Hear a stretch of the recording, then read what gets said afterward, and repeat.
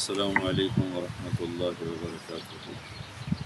بسم اللہ الرحمن الرحیم، الصلاۃ والسلام علی رسول الکریم وعلی آلہ وصحبہ اجمعین۔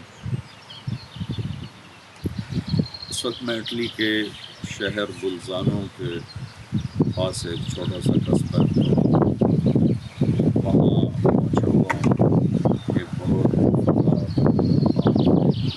ہمارے مری سوات کی طرح، اور وہی منظر ہے، وہی خوبصورتی ہے۔ بس ان لوگوں نے اس کی حفاظت کی ہے، ہم نے اپنے پہاڑی علاقوں کی حفاظت نہیں کی۔ ہمارے ناران کاغان اس سے زیادہ خوبصورت ہیں، لیکن ان کی حفاظت نہیں ہوئی۔ ان لوگوں نے اپنے ان چیزوں کی حفاظت کی ہے۔ یہاں بہت زیادہ سیاح آتے ہیں، اس علاقے کی بہت بڑی کمائی سیاحت ہے۔ اس سفر میں ٹرینز پر، ریل پر سفر کرنے کا کئی دفعہ موقع ملا، جہازوں پر بھی۔ ایک چیز جو مجھے اس معاشرے میں بہت زبردست نظر آئی، جس سے ہم بڑی بری طرح محروم ہیں، وہ وقت کی پابندی ہے۔ جس ٹرین کا ٹائم 11:15 ہوتا تھا، وہ 11:16 پہ نہیں چلتی تھی، 11:15 پہ وہ چل چکی ہوتی تھی۔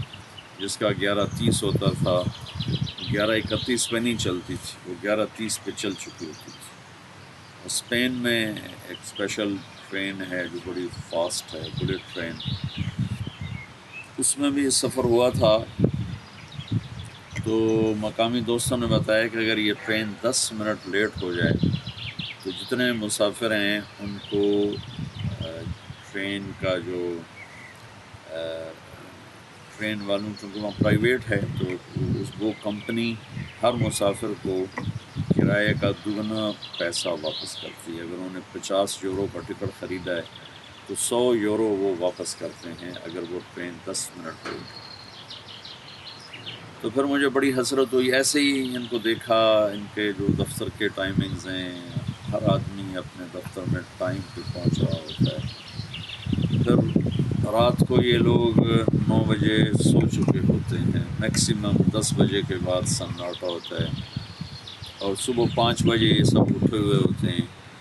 اور میں کئی دفعہ فجر سے، کیونکہ یہاں فجر 4 ساڑھے 4 ہو رہی ہے، تو میں وہ کھڑکی سے دیکھتا تھا تو ان کے روڈ بھرپور آباد چل رہے ہوتے تھے، تو یہ لوگ اپنے کام کی طرف رواں دواں ہوتے تھے۔ یہ وہ چیزیں جو ہمیں اللہ نے سکھائیں، اسلام میں سکھائیں، تو ہم نے انہیں بالکل چھوڑ کے رکھ دیا۔ نہ وقت کی پابندی، نہ رات کا سونا، نہ صبح کو جلدی اٹھنا۔ ہمارے ماحول میں رات 11 بجے لوگ رات کو ہوٹلوں میں کھانا کھانے نکل رہے ہوتے ہیں، 12 بجے رات کو کھانا کھانے نکل رہے ہوتے ہیں۔ اللہ تعالیٰ یہ حکومت کا بھلا کرے، انہوں نے شادیوں میں ٹائم پہ پابندی لگا دی، ورنہ رات 1 بجے 2 بجے کھانا کھلتا تھا۔ اس قدر ہم اپنے وقت کو ضائع کرتے ہیں کہ انتہائی دکھ ہوتا ہے۔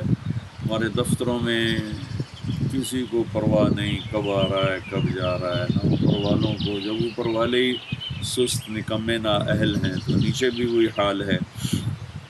ایسے ہی ہمارا سارا جتنا بھی ہمارا نظام ہے، نظام زندگی ہے، اس میں سے وقت کی پابندی نکل گئی ہے۔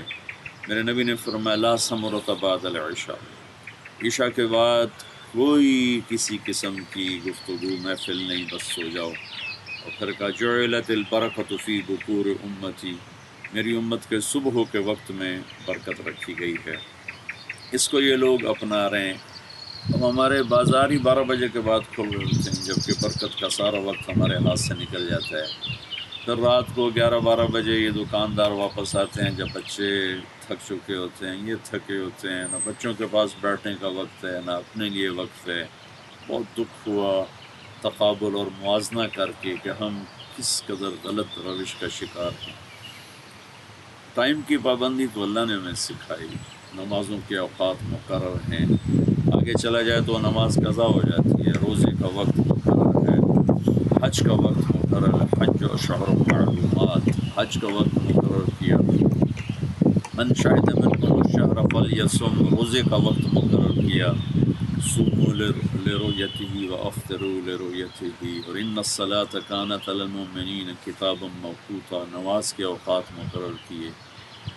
پھر جن چیزوں سے وقت بنتا ہے ان چیزوں کی قسم اٹھائی، والشمس مجھے سورج کی قسم، وضحاها اس کی روشنی کی قسم، والقمر اذا تلاها مجھے ستاروں کی قسم، اور مجھے والقمر اذا تلاها مجھے چاند کی قسم، پھر ستاروں کی قسم اٹھائی، والسماء والطارق والنجم اذا هوى ما ضل صاحبكم وما غوى، سورج چاند ستاروں کی گردش سے اللہ تعالیٰ ٹائم بنا رہا ہے، ان تینوں کی اللہ تعالیٰ نے قسم اٹھائی۔ پھر اوقات کی قسم اٹھائی، والضحا مجھے چاشت کے وقت کی قسم، یہ جو اب وقت ہو رہا ہے، فجر کی قسم اٹھائی، والفجر رات کی قسم اٹھائی، واللیل اذا یغشی دن کی قسم اٹھائی، والنہار اذا تجلی عصر کے وقت کی قسم اٹھائی، والعصر ان الانسان لفی خسر، پھر صبح کی قسم اٹھائی، والصبح اذا تنفس، پھر اللہ تعالیٰ نے والفجر ولیال عشر والشفع والوتر واللیل اذا یسر یہ 5 قسمیں اٹھائی ہیں 5 اوقات کے ساتھ متعلق، فجر کی قسم، 10 راتوں کی قسم، 9 کی قسم، 9 تاریخ 9 ذوالحج کی قسم، 10 ذوالحج کی قسم، اور رات کی قسم جب وہ چلتی ہے۔ تو اوقات جن چیزوں سے بنتے ہیں ان کی قسم اٹھائی، جو اوقات وجود میں آتے ہیں ان کی الگ الگ قسم اٹھا کر اللہ نے اور اللہ کے رسول نے ہمارے اندر وقت کی قدر بٹھائی، وقت کی عظمت بٹھائی۔ لیکن حیرت ہوتی ہے کہ ہم ہی سب سے زیادہ اس وقت کو برباد کر رہے ہیں، ہمارے دفتروں والے الگ، تاجر الگ، زمیندار الگ، ملازم مزدور الگ، کہیں وقت کی پابندی نہیں ہے۔ وقت ہی تو سب سے بڑی دولت ہے جو ایک دفعہ چلا جاتا ہے تو پوری کائنات مل کر 1 سیکنڈ کو واپس نہیں لا سکتی، وہ ہاتھوں سے نکلا ہوا کائنات زور لگا لے اسے واپس کوئی نہیں لا سکتا۔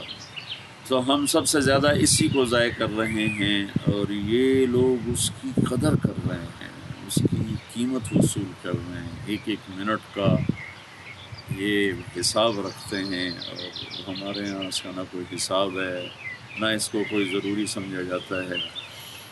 تو میں یہ گزارش کروں گا کہ اللہ تعالیٰ ہمیں وقت کی قدر کی توفیق نصیب فرمائے، یہ بہت قیمتی دولت ہے، اس کی قدر کی جائے۔